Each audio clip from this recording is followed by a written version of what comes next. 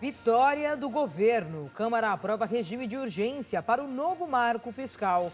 Presidente Lula chega ao Japão para série de reuniões bilaterais e participação em encontro do grupo que reúne as principais economias mundiais. Tribunal Superior Eleitoral multa parlamentares por fake news sobre o caso Celso Daniel, prefeito de Santo André morto em 2002. Câmara dos Deputados instala CPIs para investigar MST, possível fraude nas lojas americanas e manipulação no futebol.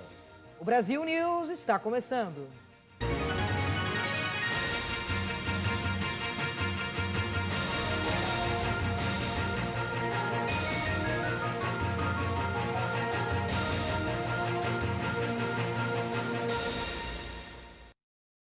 Por 367 votos a favor e 102 contra, a Câmara dos Deputados aprovou o pedido de urgência para o projeto que institui o novo arcabouço fiscal do governo federal. A aprovação da urgência permite que o projeto seja votado diretamente no plenário e dispensa trâmites regimentais, como a votação do texto pelas comissões temáticas da Casa. O novo arcabouço foi enviado pelo governo ao Congresso em abril para substituir o atual teto de gastos, um mecanismo que limita o crescimento de grande parte das despesas da União à inflação. Mais um dos objetivos é estabilizar a dívida pública até 2026, o último ano da gestão do presidente Lula. A construção desse relatório foi fruto de muita negociação, de muita conversa e, principalmente, foi fruto de um entendimento amplo que pudemos fazer com os deputados. Tive a oportunidade de visitar cada bancada, conversar com cada parlamentar, ouvindo sugestões, críticas e, sem dúvida nenhuma, os mais antigos e experientes sabem que todo projeto que chega na Câmara dos Deputados, ele é aperfeiçoado. O relator do arcabouço, o deputado Cláudio Cajado, afirmou ter atendido às reivindicações que foram apresentadas por diversos líderes partidários da esquerda, direita e do centro. Nós tivemos amplas reuniões com a Secretaria da Fazenda e do Planejamento e ajustamos nas reivindicações, nas sugestões que me foram apresentadas por diversos líderes partidários, tanto da direita quanto da esquerda e os partidos que compõem o centro desse parlamento. A intenção do projeto de lei complementar 93/2023 do Poder Executivo é manter as despesas abaixo das receitas a cada ano e, se houver sobras, usá-las apenas em investimentos a fim de manter sustentável a trajetória da dívida. A aprovação do requerimento de urgência do novo arcabouço fiscal permite uma nova rodada de negociação com as bancadas até a próxima semana. Vencido este primeiro passo, é o segundo passo. Falei da PEC da transição. Segundo passo, nós vamos para a próxima semana votar o mérito.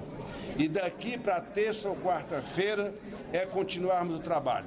Do jeito que está sendo feito, com diálogo, sem impor nada, com construção, cedendo aqui, cedendo acolá. O ministro das Relações Institucionais, Alexandre Padilha, comemorou a aprovação de urgência do marco fiscal da Câmara. Vitória do governo, vitória do Brasil, vitória da responsabilidade social combinada com a responsabilidade fiscal.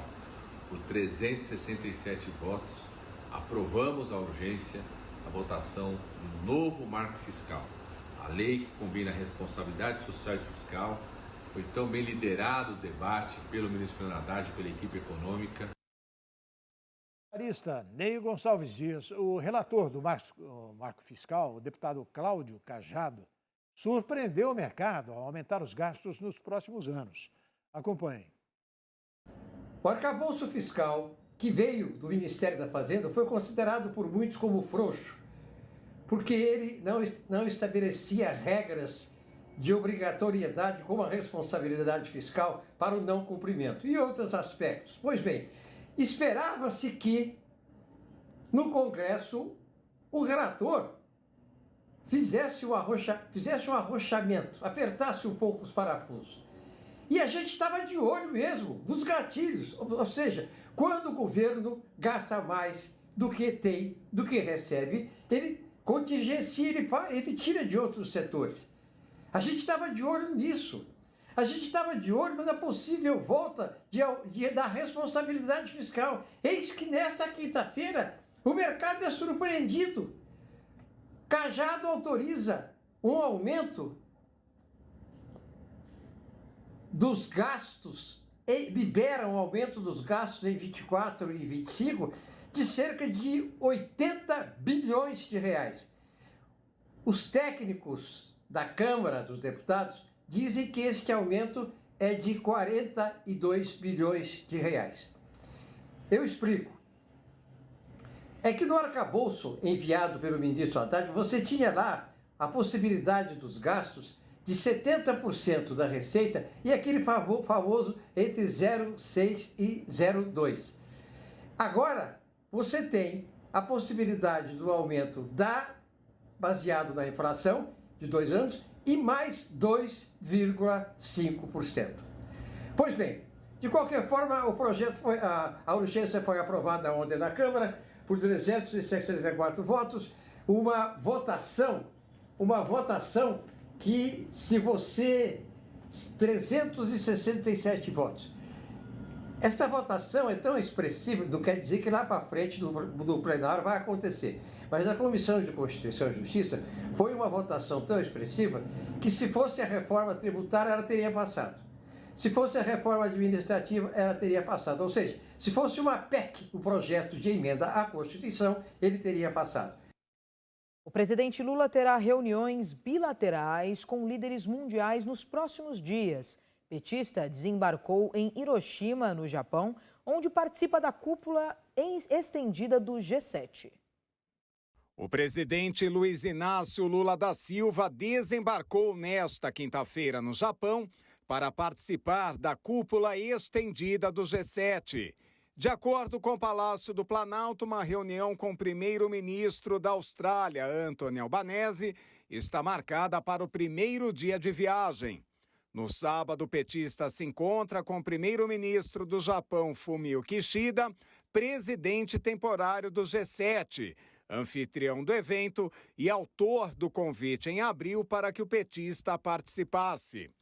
A cúpula reúne 7 das 8 principais economias do mundo e outros 8 países convidados: Brasil, Índia, Indonésia, Austrália, Ilhas Cook, Comores, Coreia do Sul e Vietnã.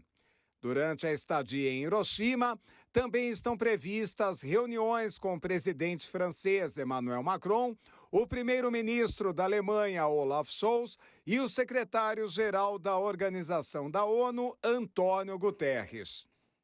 O Tribunal Superior Eleitoral multou Carla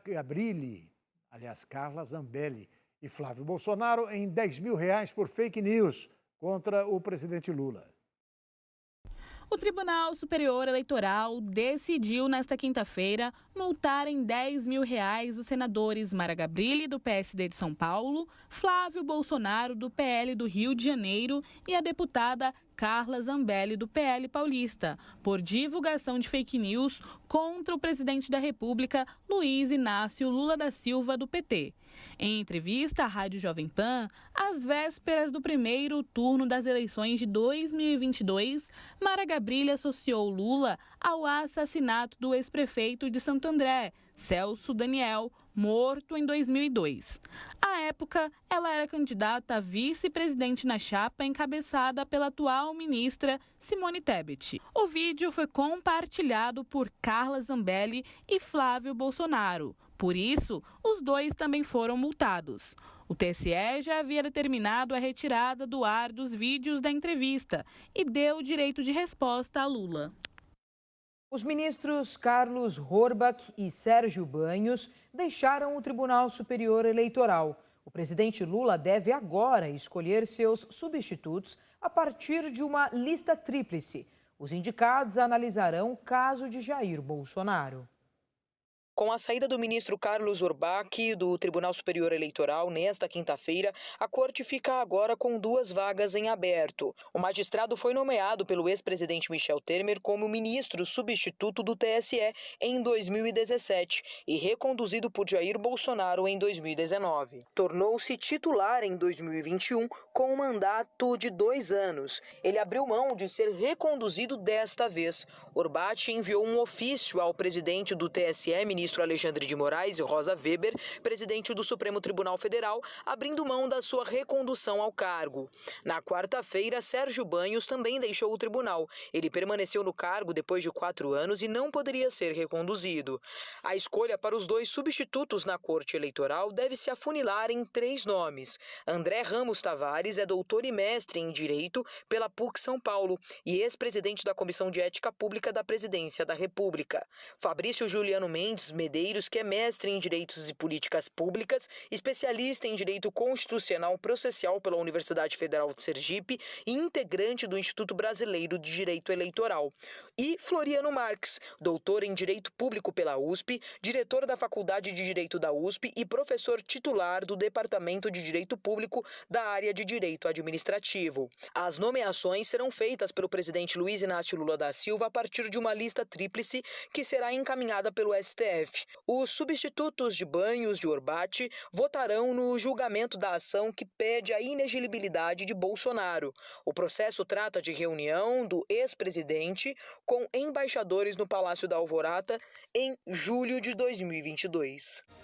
A seguir, no Brasil News, Deltan Dallagnol diz que Tribunal Superior Eleitoral fraudou a Constituição para puni-lo. Relator no Supremo Tribunal Federal vota para condenar ex-presidente Fernando Collor a 33 anos de prisão. Brasil News volta daqui a pouquinho, logo depois do intervalo.